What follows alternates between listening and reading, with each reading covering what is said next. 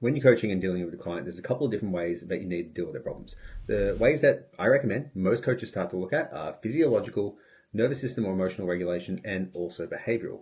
All three of these factors will influence how a client actually feels things and the problems that they will experience. And a lot of coaches will only address one or two of these. So let's use the example of anxiety for a moment. So a lot of clients experience anxiety. It's totally normal.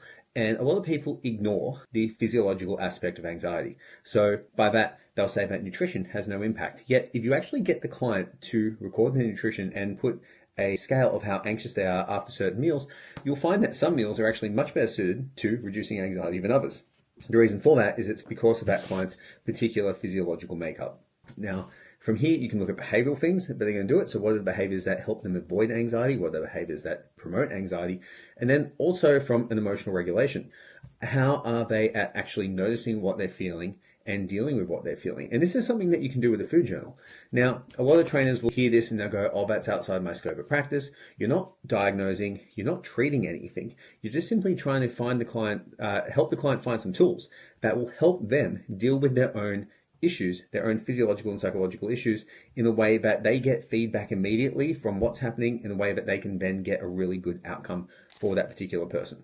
So if you're a trainer, you need to start understanding your physiology. To be an awesome trainer, you need to understand physiology. You need to understand nervous system and emotional regulation and how that impacts people. And then you also need to understand behavioral stuff.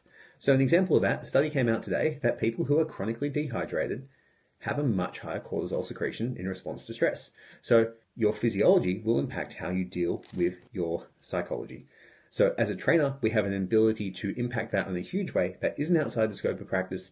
And by doing this, it allows you to be really good at your craft, which allows you to stand out amongst peers and also charge more money. So if you want to make more money, maybe focus on not only doing a ton of content and focusing on all that, but at the same time, focus on becoming really fucking good at what you do.